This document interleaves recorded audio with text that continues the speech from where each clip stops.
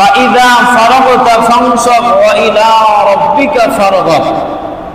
আল্লাহ বলেন, তুমি যখন অবসর হও তখন আমার দিকে তুমি মনোনিবেশন হয়ে যাও। সুবহানাল্লাহ।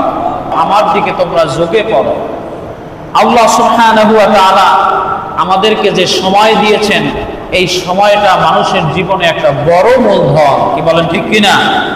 সময় যদি না থাকে তাহলে কিছুই সম্ভব হয় না। অনেক টাকা পয়সা আছে, সময় নাই, কিন্তু কিছুই করা সম্ভব না। এই জন্য আল্লাহ বলছেন, ফাইদা ফারাগতা ফানসাব ওয়া ইলা রাব্বিকা ফারগাব।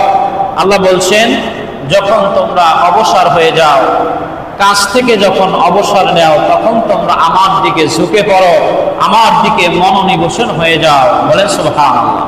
আল্লাহ সুবহানাহু ওয়া তাআলা আমাদেরকে এই দুনিয়ার জমিনে পাঠানোর পরে আমাদের যে হায়াত দিয়েন, এই হায়াতকে আমরা যারা মূল্যবান মনে করি, মূলধন মনে করি, তারাই পৃথিবীর মধ্যে শ্রেষ্ঠত্ব অর্জন করতে পেরেছে। সাহাবায়ে কেরাম প্রত্যেকটা সময়কে অনেক দামি মনে করতেন।